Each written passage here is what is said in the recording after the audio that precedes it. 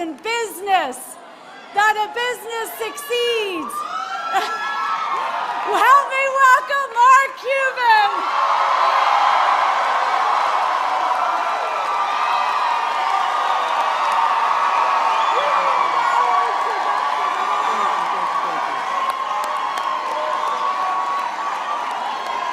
What's up, Pittsburgh?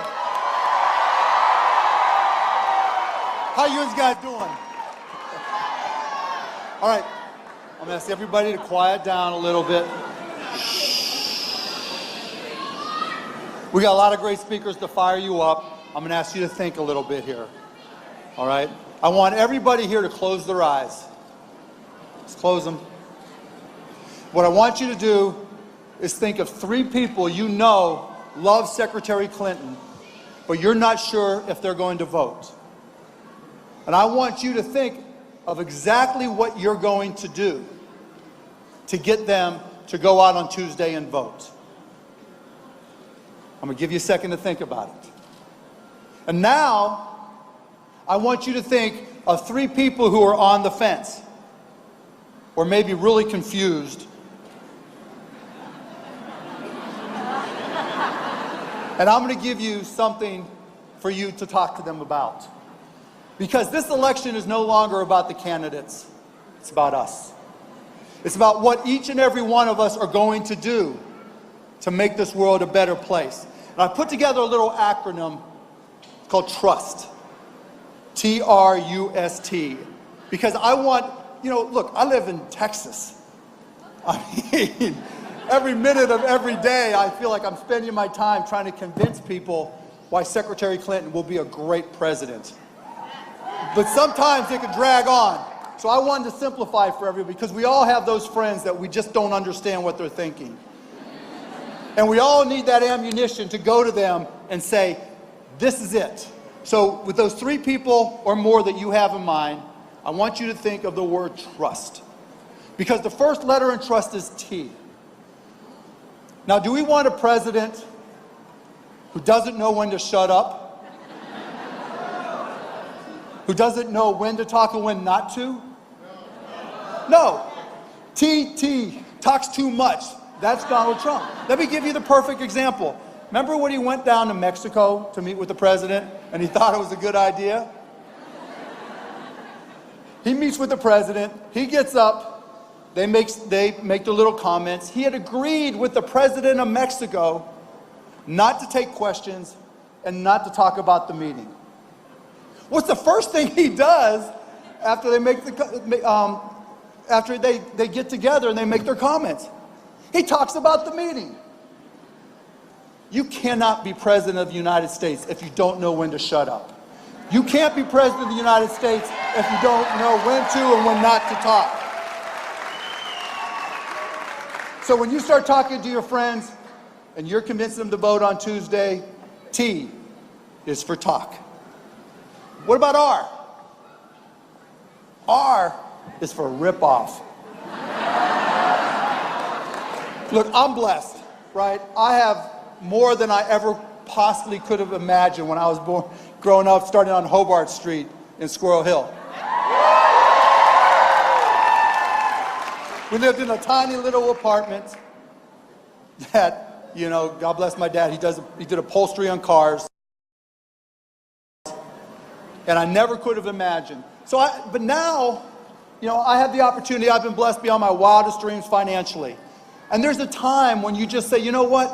It's not worth it. I don't need to take money from people. And I certainly don't need to rip people off. I have enough. Now you look at Donald. You look at Donald Trump. And I want to bring it back up, Trump University. This is a man who talks about wanting to support the working man. This is a person who says he wants to help Americans. Yet this is somebody who, without thinking twice, stole millions of dollars from 38,000 people. Who does that? Donald Trump, that's who does that.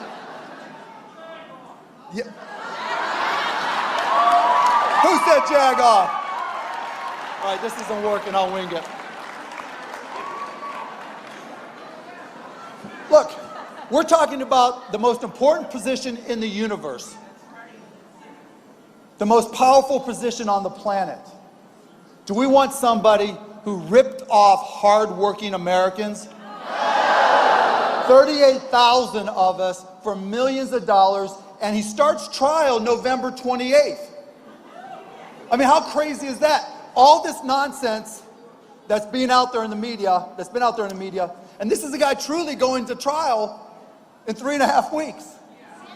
So T is for know when not to talk and when to talk. R is for rip off. You is about us. This is our election. This is our chance to stand up and tell the world that we believe. We believe in somebody who knows what the right thing to do is. We believe in someone who is smart. We believe in someone who understands the balance of power in the world. We don't believe in someone who has... This guy the other day is giving a speech from a teleprompter, and he has to remind himself, Donald, stay on topic.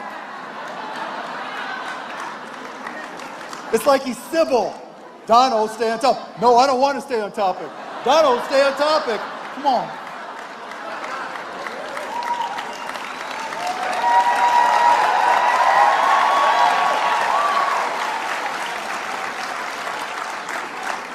I mean, it's like you just a little, Angel Donald who's like already left the building, and Devil Donald. Yeah, you want to say it? No, it's crazy, right? This is about us. And so when I asked you to close your eyes and think about 3 people that already support Secretary Clinton, you need to get them to vote. When I ask you about the undecideds, find 3 people. You need to convince them to get out and vote for Secretary. It's about us. Now we're at TRUS, science.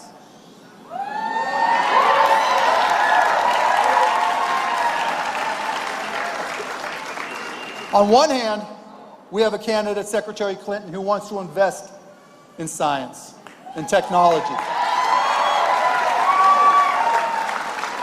She knows that part of what has made America a leader of the free world is that we've been able to innovate. We've been able to go to the moon. We've been able to look at the UPMC. We've been able to do things that no other country's been able to do. The internet, the list just keeps on growing. She wants to invest so we stay ahead. She wants to invest so we create jobs. She wants to invest so there are more, we can train more people. She wants to invest so we can invest in STEM for kids. On the other hand, while Secretary Clinton believes in science and understands science and has some of the best advisors in the world helping her with science, Donald Trump can't even spell the word.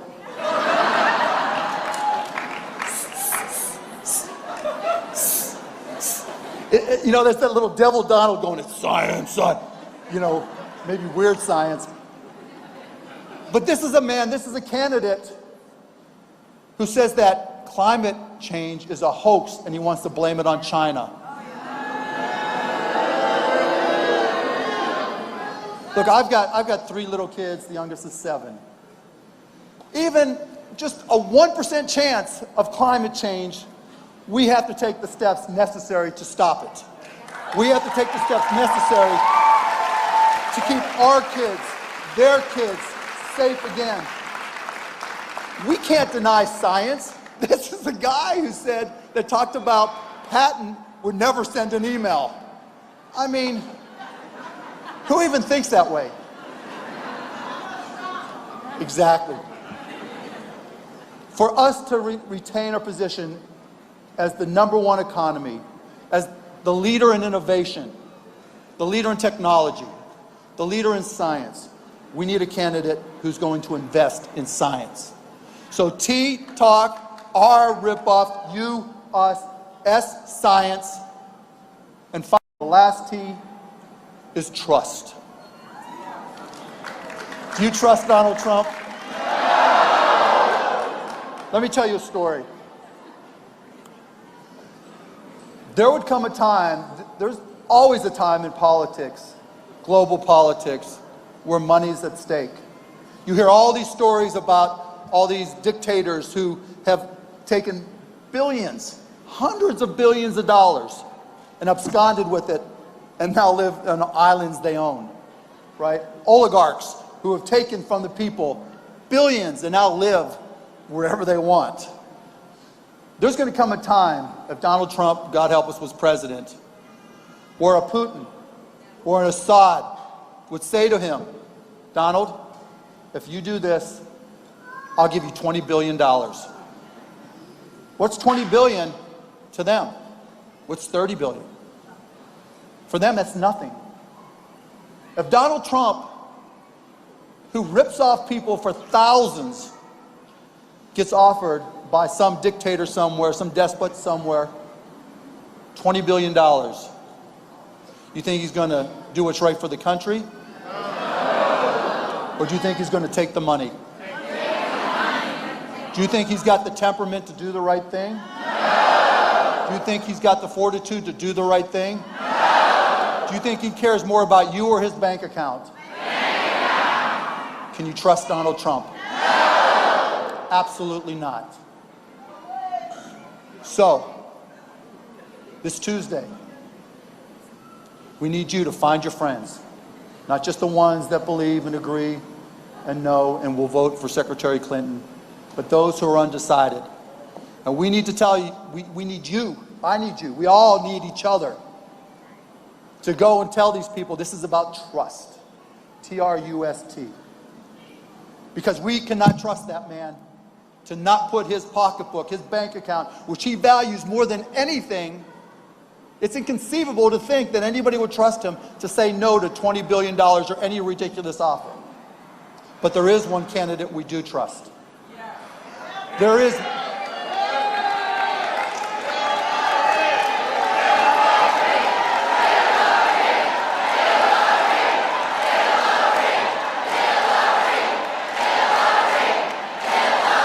The one candidate